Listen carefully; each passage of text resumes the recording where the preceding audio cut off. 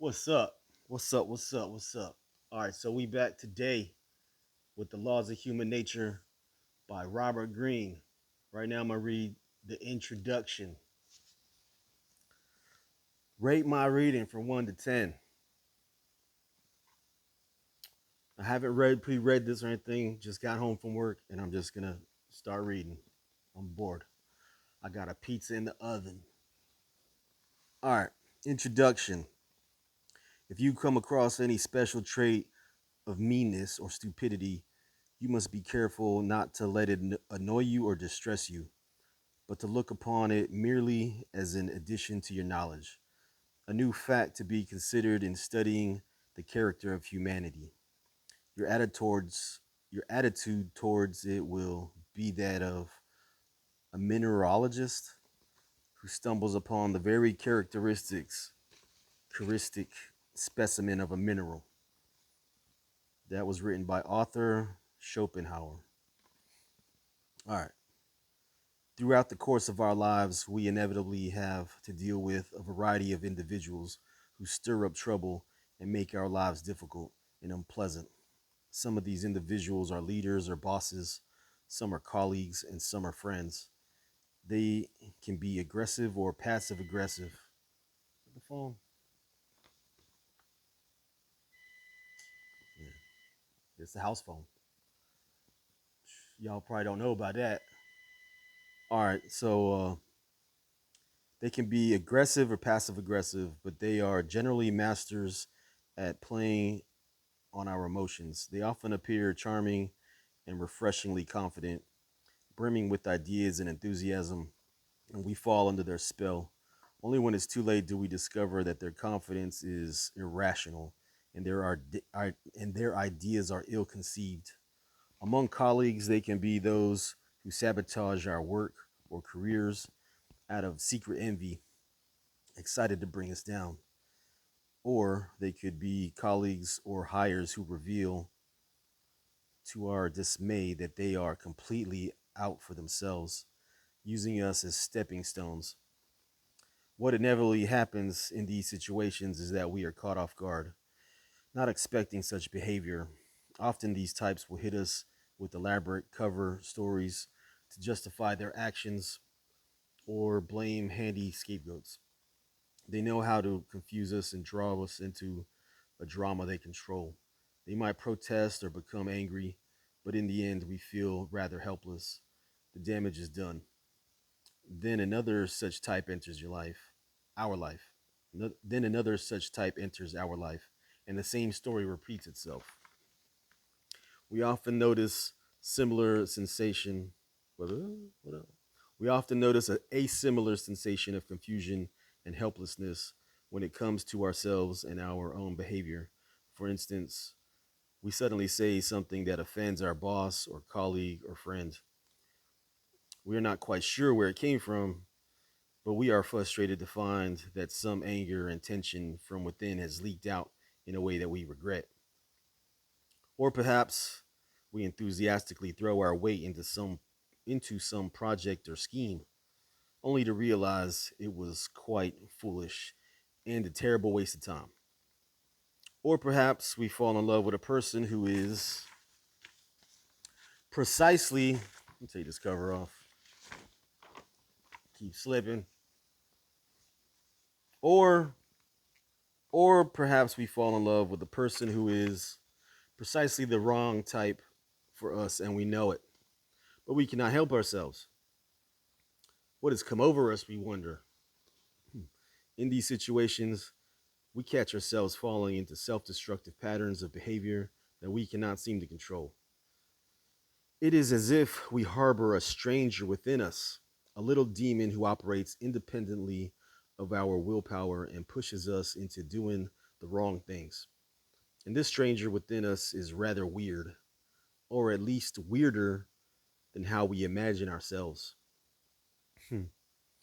What we can say about these two things, people's ugly actions and our own occasionally surprising behavior, is that we usually have no clue as to what causes them. We might latch onto some simple explanations. That person is evil. a sociopath, or something came over me. I wasn't myself. But such pat descriptions do not lead to any understanding or prevent the same pattern from reoccurring. The truth is that we humans live on the surface, reacting emotionally to what people say and do. We form opinions of others and ourselves that are rather simplified. We settle for the easiest and most convenient story to tell ourselves. What if, however, we could drive below the surface, not drive? What if, however, we could dive below the surface and see deep within, getting closer to the actual root of what causes human behavior? What if we could understand why some people turn envious and try to sabotage our work, or why their misplaced confidence causes them to imagine themselves as godlike and infallible? What if we could truly fathom why people suddenly behave irrationally and reveal a much darker side to their character, or why they are always ready to provide a rationalization for their behavior, or why we continually turn to leaders who appeal to the worst in us? What if we could look deep inside and judge people's character, avoiding the bad hires and personal relationships that cause us so much emotional damage? Emotional damage? What? No. If we really understood the roots of human behavior, it would be much more harder for the more destructive types to continually get away with their actions. We would not be so easily charmed and misled. We would be able to anticipate their nasty and manipulative maneuvers and see through their cover stories. We would not allow ourselves to get dragged into their dramas, knowing in advance that our interest is what they depend on for their control. We would finally rob them of their power through our ability to look into the depths of their character.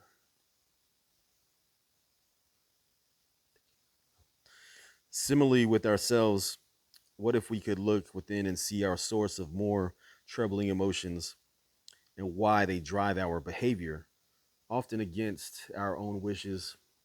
What if we could understand why we are so compelled to desire what other people have, or to identify so strongly with the group that we feel contempt for those who are outside of, those who are on the outside? What if we could find out what causes us to lie about who we are, or to inadvertently push people away? Being able to understand more clearly that stranger within us would help to realize that it is not a stranger at all, but a very much a part of ourselves, and that we are far more mysterious, complex, and interesting than we had imagined. And with that awareness, we would be able to break the negative patterns in our lives, stop making excuses for ourselves, and gain better control of what we do and what happens to us. Having such clarity about ourselves and others could change the course of our lives in so many ways. But first, we must clear up a common misconception. We tend to think of our behavior as largely conscious and willed. To imagine that we are not always in control of what we do is a frightening thought. But in fact, it is the reality. It's effed up. That's effed up. We are subject to forces from deep within us that drive our behavior and that operate below the level of our awareness. We see the results, our thoughts, moods, actions, but have little conscious access to what actually moves our emotions and compels us to behave in certain ways. Look at our anger, for instance. We usually identify an individual or a group as the cause of this emotion, but if we were honest and dug down deeper, we would see that what often triggers our anger or frustration has deeper roots. It could be something in our childhood or some particular set of circumstances that triggers the emotions. We can discern distinct patterns if we look with this. If we look, when this or that happens, we get angry. Let me read that whole thing. We can discern distinct patterns if we look. When this or that happens, we get angry. But in the moment that we feel anger, we are not reflective or rational.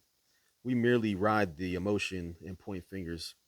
We could say something similar about a whole slew of emotions that we feel.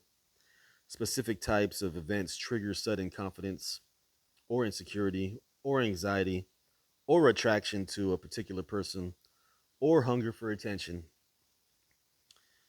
Let us call the collection of these forces that push and pull at us from deep within human nature.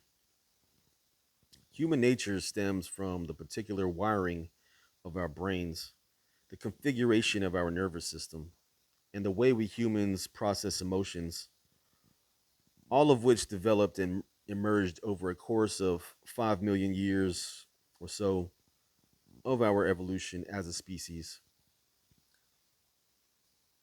I don't know, like if Robert Greene's a Christian or not, but I don't know about evolution and all that stuff. We ain't gonna get in all that. Um, we can ascribe many of the details of our nature to the distinct way we evolved as a social animal to ensure our survival, learning to cooperate with others, coordinating our actions with the group on a high level, creating novel forms of communication and ways of maintaining group discipline. Excuse me. Is that the pizza? Hold up. It better not be the pizza. It ain't been that long. It's only been 11 minutes. Hold up.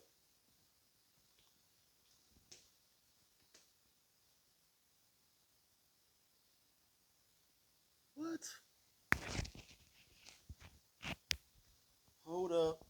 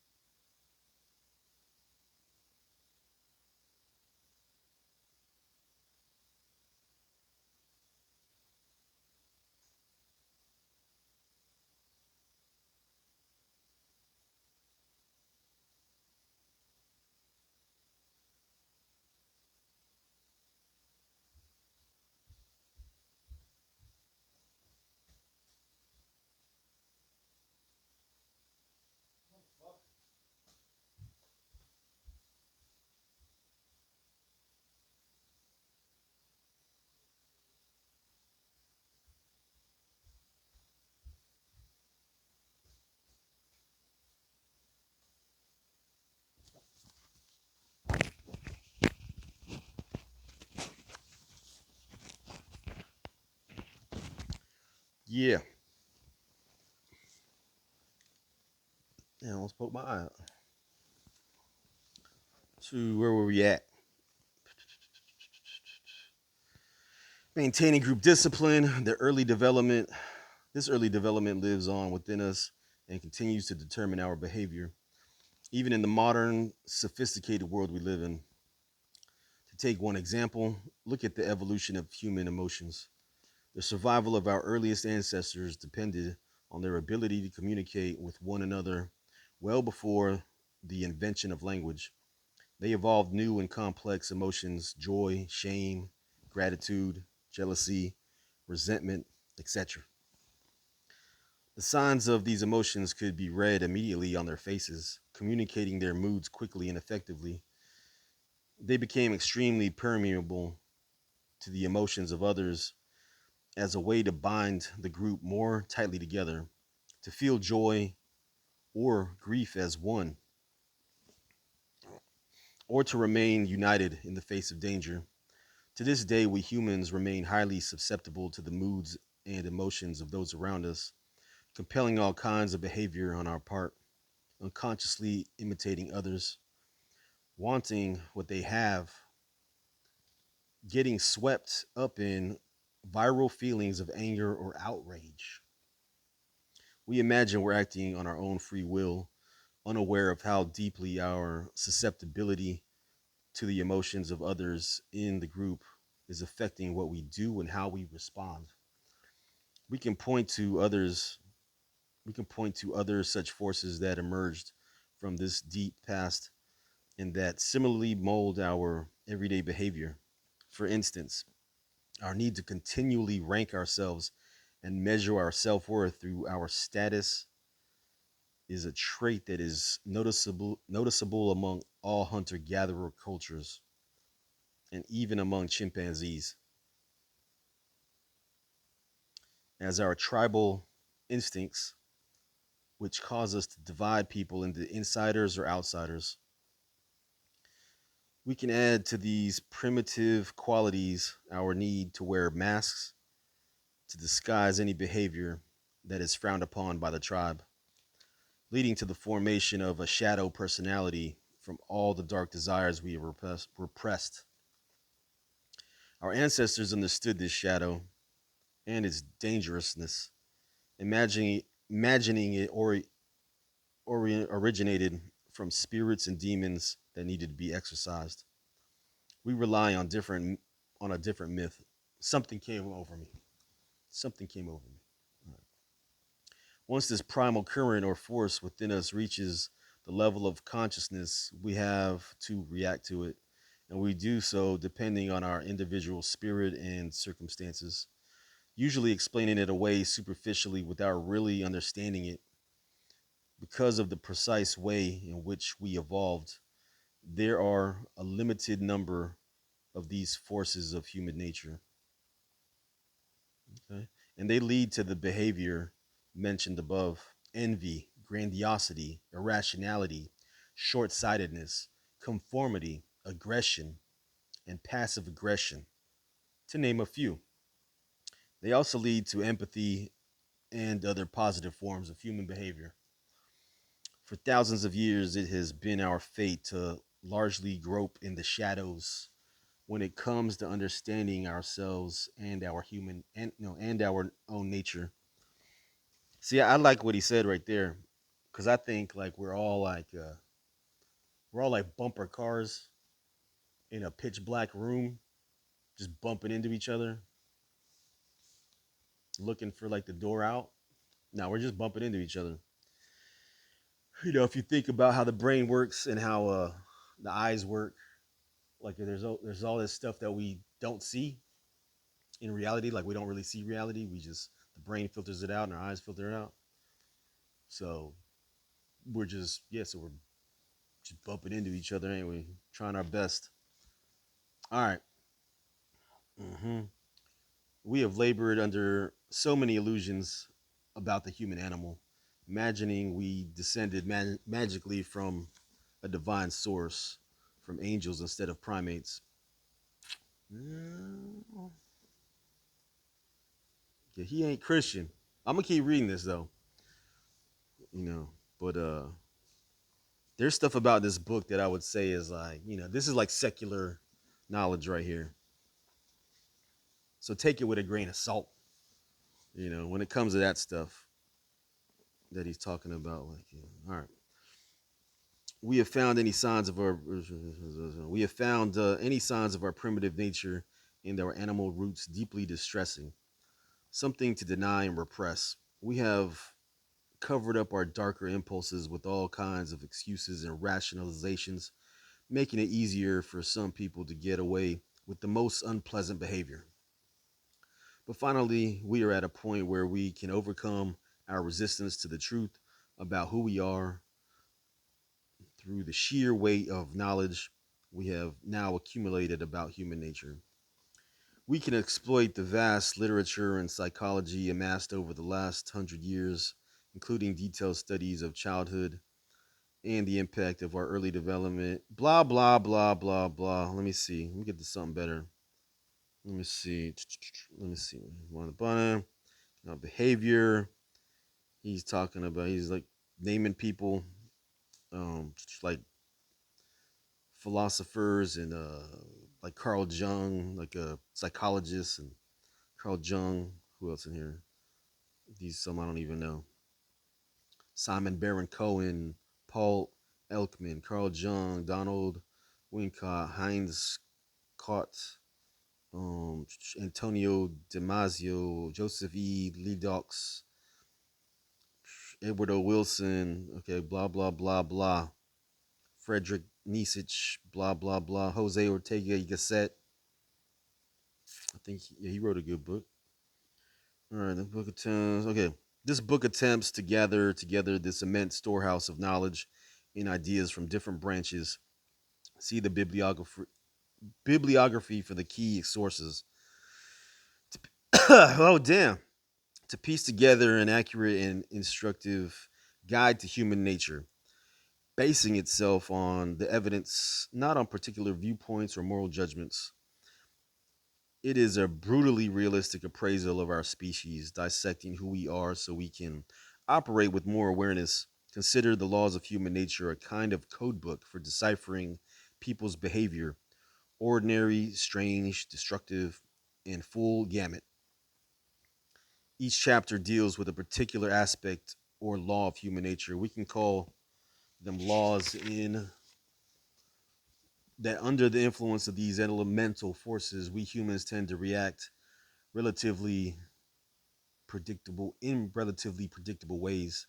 Each character has the story of some iconic individual or individuals who illustrate the law, negatively or positively, along with ideas and strategies on how to deal with yourself and others under the influence of this law. Each chapter ends with a section on how to transform this basic human force into something more positive and productive so that we are no longer passive slaves to human nature, but actively transforming it. You might be tempted to imagine that this knowledge has a is a bit old-fashioned. After all, you might argue, we are now sophisticated and technologically advanced, so progressive and enlightened. We have moved well beyond our primitive roots. We are in the process of rewriting our nature. But the truth is, in fact, the opposite. We have never been more in the thrall of human nature and its destructive potential than now. All right. And by ignoring this fact, we are playing with fire. Look at how permeable, no, wait, permeability, looking at how the permeability of our emotions has only been heightened through social media, where viral effects are continually sleeping through us, and where the most manipulative leaders are able to exploit and control us. Look at the aggression that is now openly displayed in the virtual world, where it is so much easier to play out our shadow sides without repercussions. Notice how our propensity to compare ourselves with others, to feel envy, to seek status through attention have only become intensified with our ability to communicate so quickly with so many people. And finally, look at our tribal tendencies and how they have now found the perfect medium to operate in. We can find a group to identify with, reinforce our tribal opinions in a virtual echo chamber, and demonize any outsiders, leading to mob intimidation. The potential for mayhem stemming from the primitive side of our nature has only increased. It is simple. Human nature is stronger than any individual, than any institution or technological invention. It ends up shaping what we create to reflect itself and its primitive roots. It moves us around like pawns. Ignore these laws at your own peril, refusing to come to terms with the human nature simply. Let me start over. Refusing to come to terms without ah, Refusing to come to terms with human nature simply means that you are dooming yourself to patterns beyond your control and to feelings of confusion and helplessness. Hmm. I like that. I need to get that tattooed. Um, Refusing to come to terms with human nature simply means that you are dooming yourself to patterns beyond your control and to feelings of confusion and helplessness. Let's see. The laws of human nature is designed to immerse you in all aspects of human behavior and illuminate its root causes. If you let it guide you, it will radically alter how you perceive people and your entire approach to dealing with them. It will also radically change how you see yourself. It will accomplish these shifts in perspective in the following ways. First, the laws will work to transform you into a calmer and more strategic observer of people, helping to free you from all the emotional drama that needlessly drains you. Yeah, emotional drama is draining. That stuff is draining, bro. Sometimes you can deal with it better than others. Let's see. See what it says. Being around people stirs up our anxieties and insecurities. Man, for real. Certain people just get on my nerves. Certain people are just boring, or certain not boring, but like just boring is probably good. I'd rather them be quiet than like just talking my head off on some crazy stuff I don't want to talk about or some nonsense. But I can see it like somebody might be talking about a movie that I'm just not interested in, and I'm just like, well, and then I gotta say something, and then I feel bad because this person is my friend, and be like, we ain't clicking, or because I'm being selfish in a way. I don't know, but like I think, yeah, I should have stayed home. I shouldn't have hung out. All right, being around people stirs up our anxieties and insecurities as to how others perceive us. It's how others perceive us. Oh, when others perceive us. Yeah, yeah, yeah, yeah. Once we feel such emotions, it becomes very hard to observe people as we are drawn into our own feelings, evaluating what people say and do in personal terms. Do they like me or dislike me? The laws will help you avoid falling into this trap by revealing that people are generally dealing with emotions and issues that have deep roots. They are experiencing some and dis- desires and disappointments that predate you by years and decades. Yeah, so people are going through things that you don't even know about, or they're feeling stuff that happened to them before they even met you. All right, you cross their path at a particular moment and become the convenient target of their anger or frustration. They are projecting onto you certain qualities they want to see. In most cases, they are not relating to you as an individual. That's deep. This should not upset you, but liberate you. Yeah, yeah, I feel liberated.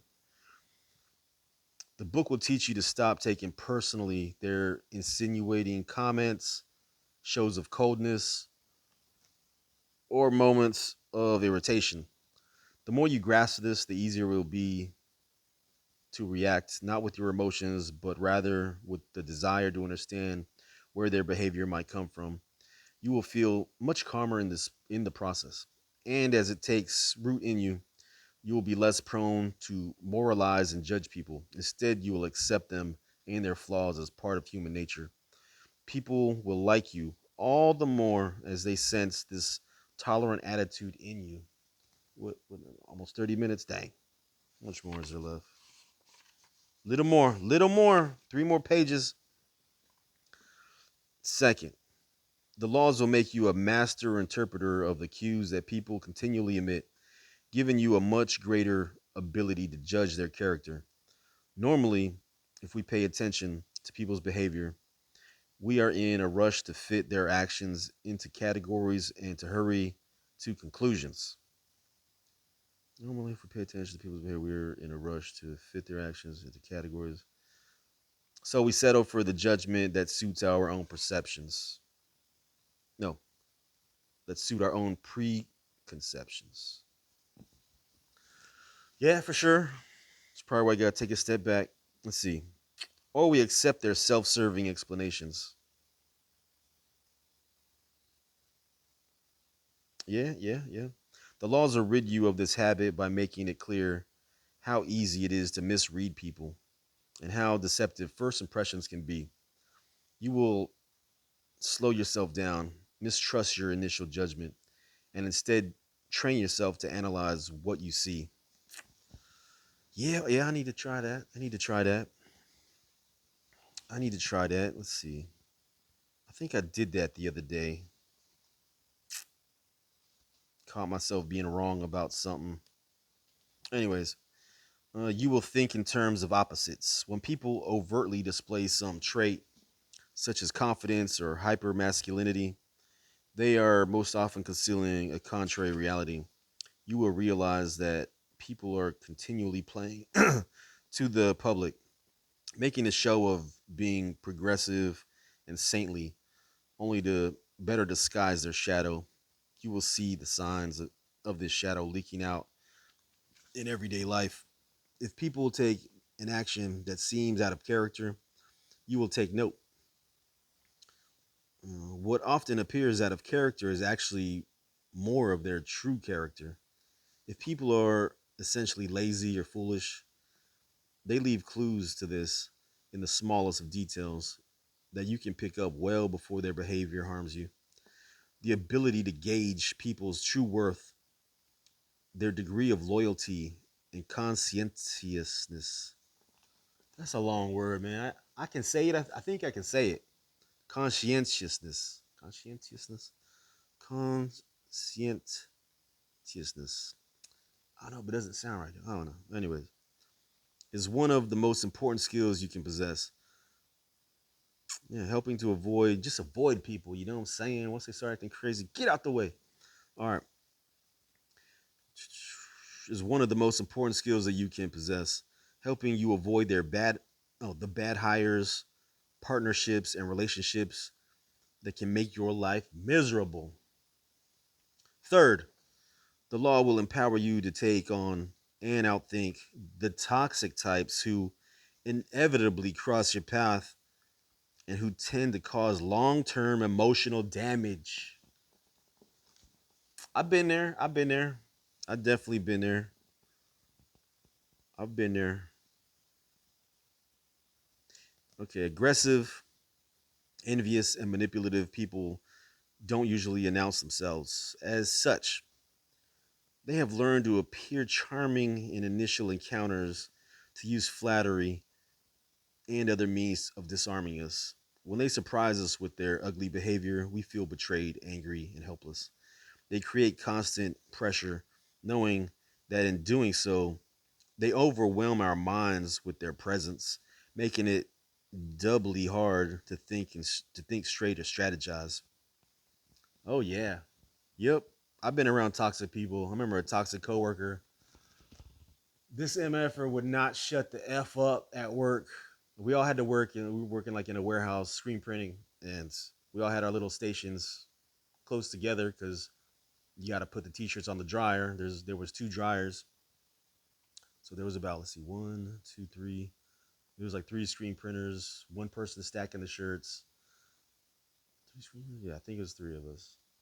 And one of the screen printers, man, like I don't know how many people quit. Like four people quit, but he would not shut the f up every day. Like just he would just if no, we wouldn't even listen to him. Like he just start talking out loud. But he was like that. It was just so annoying and obnoxious, and he would say the most outrageous and outlandish. If you go back, I'm pretty sure I might have talked about it in one of the past videos, talking about toxic coworkers. Yeah, I think straight to strategize. Okay, the law will teach you how to identify these types in advance, which is your greatest defense against them. Either you will steer clear of them, or foreseeing their manipulative actions, you will not be blindsided and thus will be better able to maintain your emotional balance. You will learn to mentally cut them down to size and focus on the glaring weaknesses and insecurities behind all of their bluster. You will not fall for their myth, and this will neutralize the intimidation they depend on. Yeah, that dude was like that. He basically trying to intimidate everyone and like to fall in line. I mean, he did a good job of it too. Like the owners were just eating out of his hand basically, and the manager couldn't do nothing. He was just getting away with everything. Anyway, you will scoff at their cover stories and elaborate explanations for their selfish behavior. Your ability to stay calm will infuriate them and often push them into overreacting or making a mistake. Instead of being weighed down by these encounters, you might even come to appreciate them as a chance to hone your skill. of self mastery and toughen yourself up. Outsmarting just one of these types will give you a great deal of confidence that you can handle the worst in human nature. Yeah, yeah, yeah. Oh, she finally texted back. Fourth, the laws will teach you the true levers for that's my boo boo. My boo boo texted me. I saw that. I saw that. Anyways, fourth, the laws will teach you the true levers for motivating and influencing other people, making your path in life that much easier. Yeah, I need to manipulate my boss now. Um, Normally when we meet resistance to our ideas or plans, we cannot help trying to directly change people's minds by arguing, lecturing, or cajoling, cajoling them. All of which makes them more defensive. The laws will teach you that people are naturally stubborn and resistant to influence. Man, yeah, that's why I don't try to beat people up over the I don't try to beat people with the Bible or beat them up with the Bible too much. Unless they attack me, then I'll pull the sword out and be like chain, chain, chain, hit them with some Bible verses.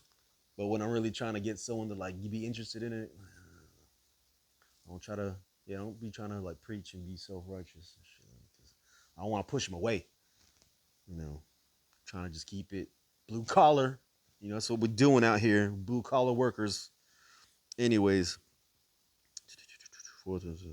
normally men arguing, lecturing, more defensive. The law will teach you that people are born stubborn. To influence, you must begin any attempt by lowering their resistance and never inadvertently feeding their defensive tendencies. You will train yourself to discern their insecurities and never inadvertently stir them up. You will think in terms of their self interest and the self opinion they need validated. Understanding the permeability, the permeability of emotions. Understanding the permeability of emotions, you will learn that the most effective means of influence is to alter your moods and attitude. People are responding to your energy and demeanor even more than your words. You will get rid of any defensiveness on your part instead. Okay, okay. So I need to take a deep breath, and it's all about the body language.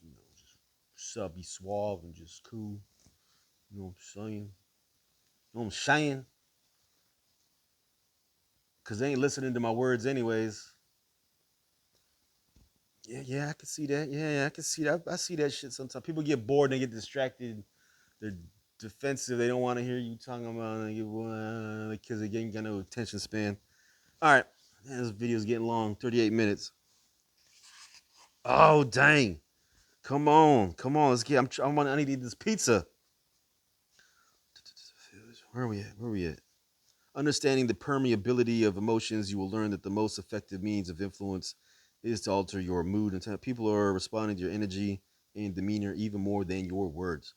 You will get rid of any defensiveness on your part, instead feeling relaxed and genuinely interested in the other person will have a positive and hypnotic effect. I mean, I like doing that. I like asking people a lot of questions, even people of opposite political views that they have. I ask them what's up, man. Like I'm trying to have a conversation. I don't be like that's my secret technique. All right. You will learn that as a leader, your best means of moving people in your direction lies in setting the right tone through your attitude, empathy, and work ethic. Okay, okay, okay. Through your attitude, empathy, and work ethic. See, lies in setting the right tone. Okay, okay. Fifth, the laws will make you realize how deeply the forces of human nature operate within you, giving you the power to alter your own negative patterns. Our natural response to reading or hearing about the darker qualities in human nature is to exclude ourselves. It is always the other person who is narcissistic, irrational, envious, grandiose, aggressive, or passive aggressive. We almost always see ourselves as having the best intentions. If we go astray, it is the fault of circumstances or people forcing us to react negatively. The law will make you stop once and for all this self deluding process. We are all cut from the same cloth. We all share the same tendencies. The sooner, I just bit my tongue.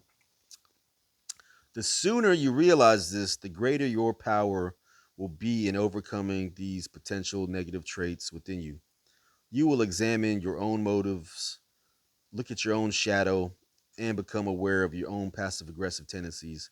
This will make it that much easier to spot such traits in others.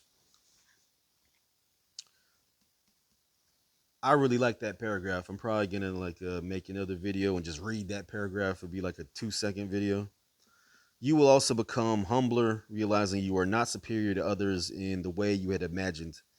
This will make you feel like this will not make you feel guilty or weighed down by your self-awareness, but quite the opposite. You will accept yourself as a complete individual, embracing both the good and the bad, dropping your uh, fa- your dropping your falsified self-image as a saint. You will feel relieved of your hypocrisies and free to be more yourself. People will be drawn to this quality in you. Six, the law will transform you into a more empathetic individual, creating deeper and more satisfying bonds with the people around you. We humans are born with the tremendous potential for understanding people on a level that is not merely intellectual. It is a power developed by our earliest ancestors, in which they learned how to intuit the moods and feelings of others by placing themselves in their perspective. The law will instruct you in how to bring out this latent power to the highest degree possible. You will learn to slowly cut off your incessant interior monologue and listen more closely. You will retrain yourself to assume the other's point of view as best you can. You will use your imagination and experiences to help you feel how they might feel. If they are describing something painful, you have your own painful moments to draw upon as analogous. You will not be simply intuitive, but rather you will analyze the information you glean in this empath- empathic fashion, gaining insights. You will continually cycle between empathy and analysis, always updating what you observe and increasing your ability to see the world through their eyes. You will notice a physical sensation of connection between you and the other that will emerge from this practice. You will need a degree of humility in this process. You can never know exactly what people are thinking and can easily make mistakes. And so you must not rush to judgments, but keep yourself open to learning more. People are more complex than you imagine. Your goal is to simply see their point of view better. As you go through this process, it becomes like a muscle that gets stronger the more you exercise it. Cultivating such empathy will have innumerable benefits. We all we are all self-absorbed, locked in our own worlds. It is therapeutic and liberating experience to be drawn outside of ourselves and into the world of another.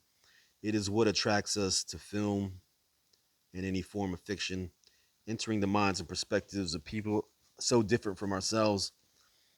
Through this practice, our whole way of thinking will shift. You are training yourself to let go of preconceptions, to be alive in the moment, and to continually our oh, adapt your ideas about people. You will find such fluidity affecting how you attack problems in general. You will find yourself entertaining other possibilities, taking alternative perspectives.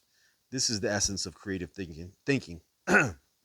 Finally, man, my lips are getting chapped from reading so much. Finally, the laws will alter how you see your own potential, making you aware of a higher, ideal self within you that you will want to bring out. We can say that we humans have two contrary selves within us, the lower and the higher. The lower tends to be stronger. Its impulses pull us down into emotional reactions and defensive postures, making us feel self righteous and superior to others. It makes us grab for immediate pleasures and distractions, always taking the path of least resistance. It in, it induces us to adopt what other people are thinking, losing ourselves in the group. We feel the impulse of the higher self when we are drawn out of ourselves, wanting to connect more deeply with others, to absorb our minds in our work, to think instead of react, to follow our own path in life, and to discover what makes us unique. The lower is the more animal and reactive side of our nature, and one we can easily slip into. The higher is the more truly human side of our nature, the side that makes us thoughtful and self aware. Because the higher impulse is weaker, connecting to it requires effort and insight. Whew, man, we're in the last page. Bringing out this ideal self within us is what we really want, because it is only in developing this side of ourselves that we humans feel truly fulfilled. The book will help you accomplish this by making you aware of the potentially positive and active elements contained within each law. Knowing our propensity for irrationality, you will learn to become aware of how your emotions color your thinking. It's chapter 1, giving you the ability to subtract them and become truly rational, knowing how our attitude in life affects what happens to us, and how naturally our minds tend to close up out of fear. Chapter 8. You will learn how to forge an attitude that is expansive and fearless, knowing you have the propensity to compare yourself with others. Chapter 10. You will use this as a spur to excel in society through your superior work, to admire those who achieve great things, and to be inspired by their example to emulate them. You will work this magic on each of the primal qualities using your expanded knowledge of human nature to resist the strong downward pull of your lower nature. Think of the book in the following way: you are about to become an apprentice in human nature. You will be developing some skills: how to observe and measure the character of your fellow humans and see into your own depths.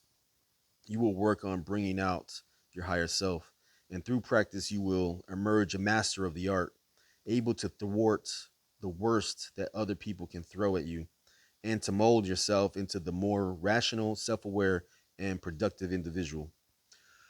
Whew! Last, okay. Man will, here's like a quote by Anton Chekhov, says, "Man will only become better when you make him see what he is like." Damn, it took 48 minutes. Well, I did step away for the pizza. I gotta eat that pizza, man. All right, we'll be back later with more from the book reviews and readings.